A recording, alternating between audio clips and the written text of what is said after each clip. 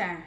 ប្រភេទសាច់ខ្លាញ់កន្ទុយថ្លែងខ្ញុំចែកចេញជា3សាច់ខ្លាញ់កន្ទុយថ្លែងកម្រិតទី1វាដុះមកសថ្លានៅលើភ្នែករបស់យើងថ្លាស្ដើងប្រភេទសាច់ខ្លាញ់ទី2អាចនឹងដុះចេញមកពណ៌ផ្កាឈូកចាពណ៌ផ្កាឈូកខៀងស្ដើងដូចគ្នាហើយកម្រិតទី3គឺក្រាស់ខ្លាំងក្រហមលាយឡំជាមួយពពួកសរសៃឈាមចាហើយខ្លាញ់កន្ទុយថ្លែងហ្នឹងគឺវាកើតដោយសារតែ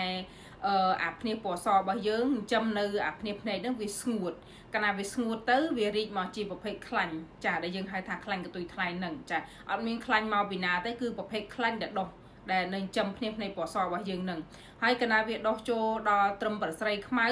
បងប្អូនទាំងអស់គ្នាអ្នកដែលគាត់មានជំងឺភ្នែកកន្ទុយថ្លែងគាត់ចាប់ផ្ដើមមានអារម្មណ៍ថាឈឺនៅក្នុងភ្នែកមានអារម្មណ៍ថាចុករយលមាស់លកម្មសាក្តៅ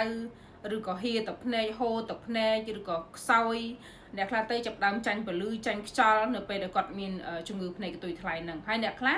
កើតជាប្រភេទខ្លាញ់កន្ទុយថ្លែងហើយក៏រលាកនៅអាភ្នែកពណ៌សហ្នឹងទៀតចារលាកហើយគាត់ក្តៅនៅក្នុងភ្នែកជាប់ជាប្រចាំហូរទឹកភ្នែករហូតអានឹងគឺវាបង្កផលរំខានខ្លាំងមែនតើនៅពេលដែលបងប្អូនមានជំងឺភ្នែកកន្ទុយថ្លែងហ្នឹងចាហើយខាងយើងក៏មានជាឱសថសម្រាប់ដំណោះស្រាយជូនបងប្អូនទាំងអស់គ្នាដែលមានជំងឺភ្នែកកន្ទុយថ្លែងផងដែរ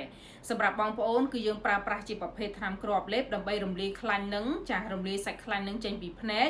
ដែលយើងមិនបាច់ឆ្លងកាត់ការបកឬក៏វះកាត់ទេយើងប្រើប្រាស់ជាប្រភេទថ្នាំគ្រាប់លេបដែលរំលាយសាច់ខ្លាញ់នឹងចេញពីភ្នែកមកបន្តិ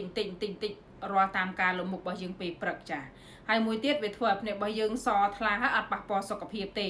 យើងប្រើប្រាស់ជាប្រភេទថ្នាំគ្រាប់លេបបងប្អូនទាំងគ្នាចាហើយវាផ្ដល់សំណើមដល់គ្រាប់ភ្នែកពួកបងប្អូនដឹងហើយថាជំងឺភ្នែកវាមិនមែននៅសុកវាកើតទេចាភ្នែកវាមានកត្តាប្រឈមដែលកើតទៅជាជំងឺភ្នែកកន្ទុយថ្លែងទី1តកតងនឹងកត្តាអាយុកាលណាអាយុរបស់យើងច្រើនកោសិកាបាប់ភ្នែករបស់យើងខ្សោយស្ងួតអាហ្នឹងគឺវារីកជាប្រភេទសាច់ខ្លាញ់កន្ទុយថ្លែងទី2តកតងនឹងកន្លែងរស់នៅតំបន់យើងនៅមានដីមានអីហុយយើងអត់សូវបានអនាម័យត្រឹមត្រូវអាហ្នឹងក៏កើតទៅជាប្រភេទសាច់ខ្លាញ់កន្ទុយថ្លែងឬក៏អ្នកខ្លះទៅគាត់សម្លឹងយូរកើតមកពីបញ្ហាភ្នែកស្ងួតចាអាហ្នឹងគឺកើតទៅជាសាច់ខ្លាញ់កន្ទុយថ្លែងដូចគ្នាចាហើយខ្លាញ់កន្ទុយថ្លែងហ្នឹងនៅពេលដែលយើងដោះជាប្រភេទខ្លាញ់កន្ទុយថ្លែងហ្នឹងមកហើយគឺវាចាប់ផ្ដើមធ្វើឲ្យកំហើញរបស់យើងចាប់ផ្ដើមមានការថយចុះកោសិកាបាបភ្នែករបស់យើងក៏ខ្សោយដែរចាដែលយើងដោះមកជាប្រភេទសាច់ខ្លាញ់បែបនេះបងប្អូនមិនបាច់បារម្ភទេបើសិនជាបងប្អូនដឹងថាខ្លួនឯងមានសាច់ខ្លាញ់កន្ទុយថ្លែងបែបនេះណាចាខ្ញុំមានជាប្រភេទថ្នាំគ្រាប់លេបដើម្បីលេបរំលាយខ្លាញ់កន្ទុយថ្លែងជួយព្យាបាលពីកោសិកាបាបភ្នែកពីខាងក្នុងតកតងនឹងភ្នែកស្ងួតចាញ់ពលឺចាញ់ខ្យល់យើងប្រើប្រាស់ជាប្រភេទថ្នាំគ្រាប់លេបទាំងអស់ហើយអត់មានផលប៉ះពាល់សុខភាពទេខ្ញុំលក់មក12ឆ្នាំមានការទទួលស្គាល់ត្រឹមត្រូវពីខាងក្រសួងសុខាភិបាលចាស្របច្បាប់តែម្ដងថ្នាំរបស់ខ្ញុំហើយខ្ញុំមានបងប្អូនយើងដែលគាត់ជាកន្ទុយថ្លែងណាដែលគាត់ប្រើប្រាស់ឱសថខាងយើងដែលគាត់ប្រើជោគជ័យប្រើបានផលពិតតែម្ដងសម្រាប់ពុកម៉ែបងប្អូនដែលមានបញ្ហាភ្នែកកន្ទុយថ្លែងចាមិនចង់